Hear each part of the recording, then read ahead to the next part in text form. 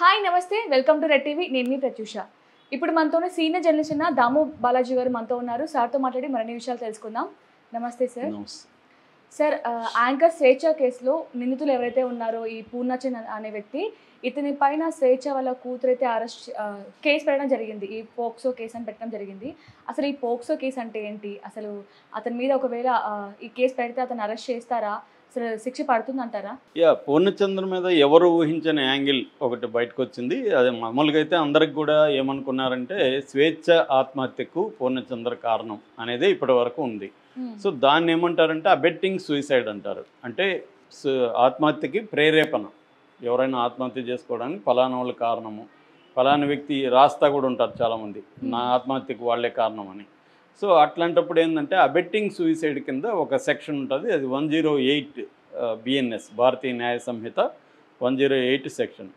So అది వర్తిస్తుంది అని అందరూ అనుకున్నారు. కానీ ఇప్పుడు ఏమైందంటే అనూహ్యంగా పోక్సో కేసు రంగంలోకి వచ్చింది. ఈ మధ్యకాలంలో పోక్సో కేసుల మీద విపరీతంగా చర్చ జరుగుతుంది. కోర్ట్ అనే సినిమా కూడా వచ్చింది. పోక్సో కేసు అంటే protection of children from sexual offences.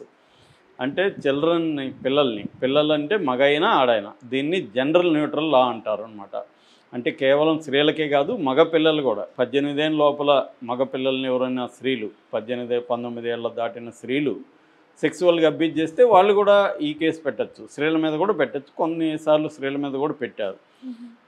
So ఇది జనరల్ న్యూట్రల్, అంటే పిల్లల్ని సెక్సువల్ అబ్యూజెస్ నుంచి రక్షించడం కోసం ఈ ప్రత్యేక చట్టాన్ని తీసుకొచ్చారు. ఎప్పుడైనా ప్రత్యేక చట్టాలంటే అర్థం ఏంటంటే, ఒకటి ప్రత్యేక కోర్టులు ఉంటాయి, వాటిని త్వరగా విచారిస్తారు.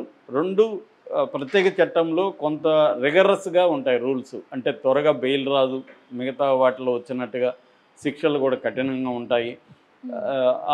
అట్లాగే దీని చుట్టూ ఒక చర్చ కూడా నడిపి అవేర్నెస్ కూడా తీసుకురావాలి.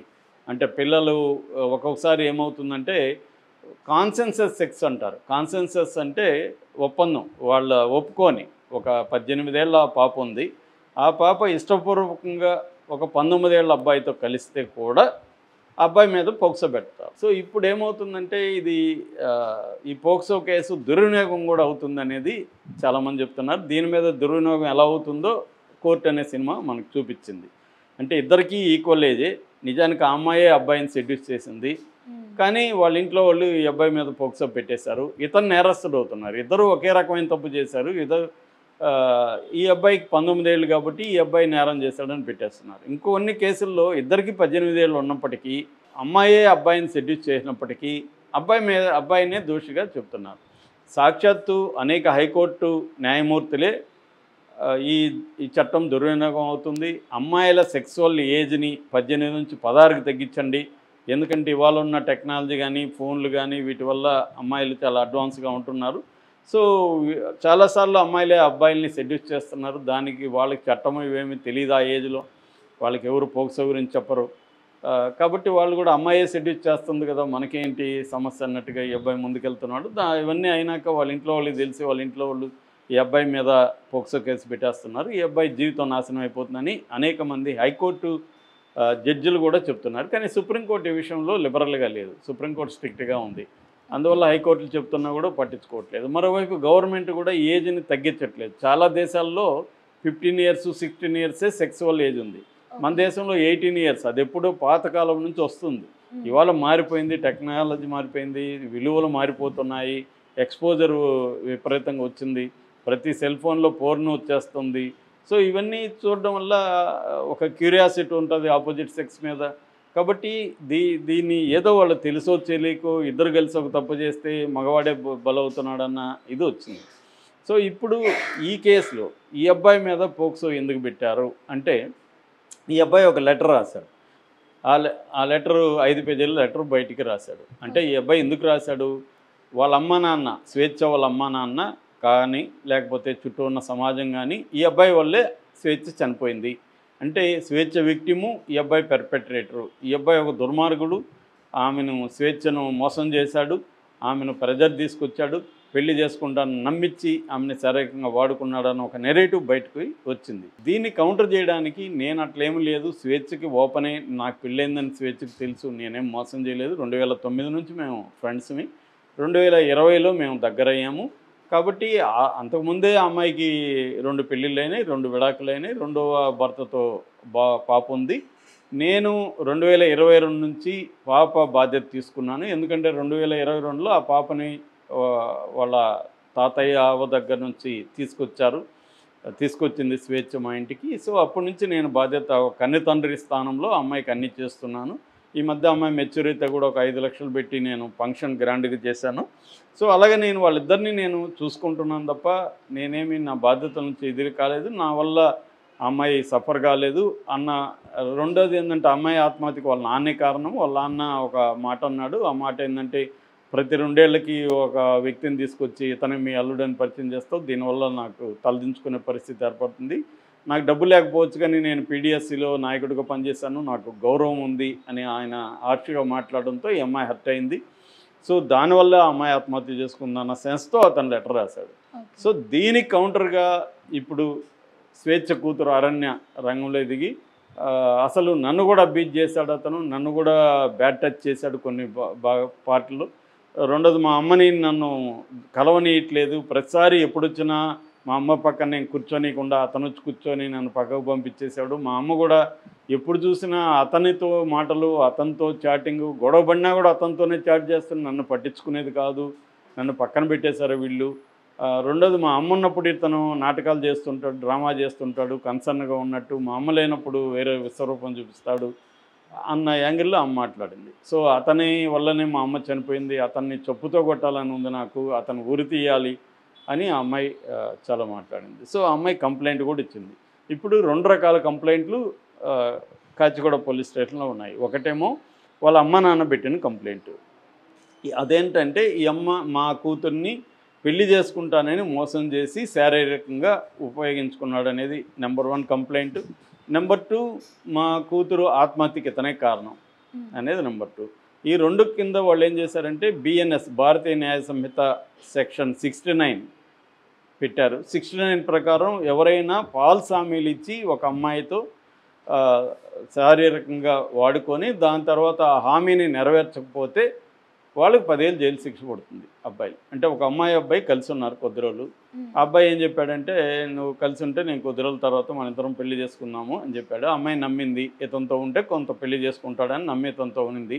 కానీ అబ్బాయి పెళ్లి చేసుకోవట్లేదు, అడిగితే నేను చేసుకోను అంటున్నాడు. అప్పుడు ఈ అమ్మాయి కానీ వెళ్ళి కేసు పెడితే ఈ అబ్బాయి మీద ఈ సెక్షన్ పెడతారు 69. సో ఇది కూడా వివాదాస్పదంగా ఉంది. అంటే ఇప్పుడు వీళ్ళు అసలు హామీ ఇచ్చాడో లేదో ఎవరికి తెలుసు? ఆ అమ్మాయి చెప్తుంది హామీ ఇచ్చాడని, అసలు హామీ ఇచ్చాడో లేదో. ఇద్దరు కలిసి ఉంటున్నారు, ఇద్దరి మధ్య అనేక సమస్యలు రావచ్చు. ఆ అమ్మాయికి వేరే వాళ్ళతో అఫైర్ ఉండొచ్చు, వీడికి వేరే వాళ్ళతో అఫైర్లు ఉండొచ్చు, కంపాటబిలిటీ ఇష్యూలు ఉండొచ్చు, ఏదో కారణంతో బ్రేకప్ అయ్యారు. అప్పుడు అతనే ఎందుకు నిందితుడు అవ్వాలి అన్న 10 ఏళ్ళు జైలు శిక్ష అంటే దారుణం కదా అనే వాళ్ళు కూడా ఉన్నారు. ఇదేంటంటే స్త్రీలను ప్రొటెక్ట్ చేయాలన్న ఉద్దేశంతో ఈ చట్టం తీసుకొచ్చారు. ఎందుకంటే ప్రధానంగా స్త్రీలు కూడా క్రైమ్ చేస్తున్నారు, లేదని లేదు, స్త్రీలు కూడా భర్తలను చంపేస్తున్నారు, రకరకాలు జరుగుతున్నాయి. కానీ ఓవరాల్ క్రైమ్ రేట్ చూసుకున్నప్పుడు మనం స్టాటిస్టికల్గా మొత్తం క్రైమ్లో స్త్రీలు చేసే క్రైమ్ ఓన్లీ 6% మాత్రమే ఉంది. మిగతా అంతా 94% మగవాళ్ళు చేసే క్రైమే ఉంది. కాబట్టి ఇప్పటికి కూడా స్త్రీల పురుషుల బాధితులు ఎవరంటే స్త్రీలే బాధితులు ప్రధానంగా. కాకపోతే మీడియా ఒక స్త్రీ క్రైమ్ చేస్తే విపరీతంగా చూపిస్తుంది, మగవాడి క్రైమ్ చేస్తే తక్కువ చేసి చూపిస్తుంది. ఎందుకంటే స్త్రీల క్రైమ్ పెరుగుతుందన్న ఒక నెరేటివ్ బలంగా వెళ్ళిపోతుంది. కానీ డేటా తప్పు చెప్పదు కదా, డేటా చూస్తే స్త్రీల క్రైమ్ చాలా తక్కువగా ఉంది. కాబట్టి ఈ చట్టం తీసుకొచ్చారు, అందుకని ఇతని మీద అది పెట్టారు.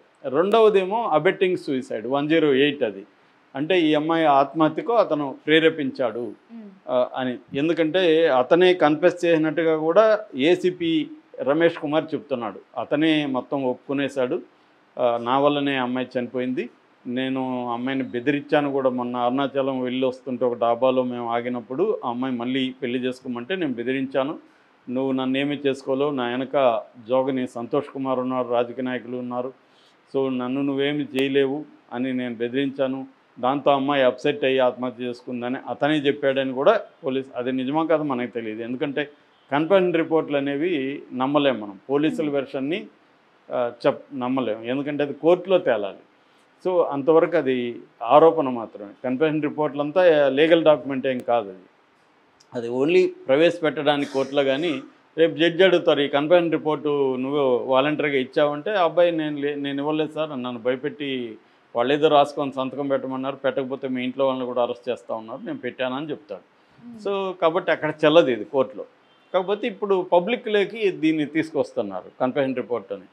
సో దీంట్లో రాజకీయ కోణం కూడా ఉంది. నేను దాని మీద సపరేట్ వీడియో కూడా చేశాను. ఏదేమైనా పోక్సో కేసు వల్ల ఈ అబ్బాయికి అయితే బెయిల్ త్వరగా రాదు. అందుకని ఇప్పుడు అతను వాళ్ళ భార్య స్వప్నాన్ని రంగంలో దించి వాళ్ళ భార్య చేత ఒక వీడియో చేయించాడు. మార్నింగ్ నుంచి అది వైరల్ అవుతుంది. పూర్ణచంద్ర భార్య స్వప్న, అది దాని మీద కూడా నేను ఆల్రెడీ మాట్లాడాను. సో ఆమె అసలు స్వేచ్ఛని బ్లాక్మెయిల్ చేసింది, నన్ను కూడా టార్చర్ పెట్టింది.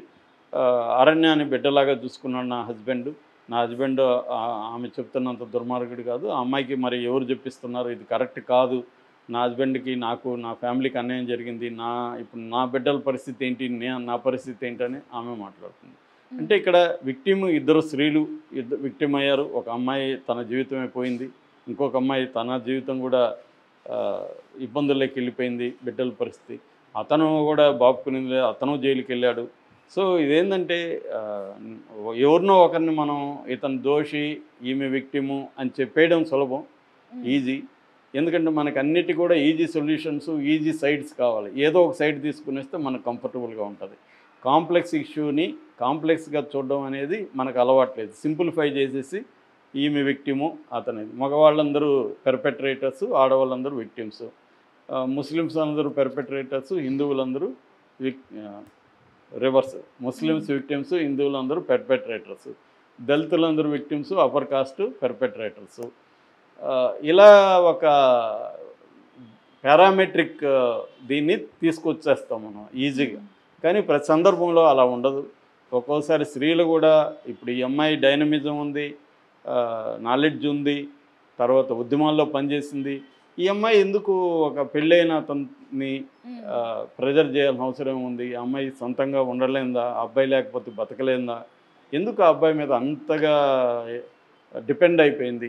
వాళ్ళ పాప చెప్పేదాన్ని బట్టి కూడా అతనితో గొడవ వచ్చినా కూడా అతనితోనే చాట్ చేస్తుంటుందని నన్ను పట్టించుకోవట్లేదంటే తనకు కూడా ఇష్యూస్ ఉన్నాయి, ఇబ్బందులు ఉన్నాయి, తను డీల్ చేయడంలో ప్రాబ్లం ఉంది, తనకు సపోర్ట్ సిస్టమ్స్ లేవు.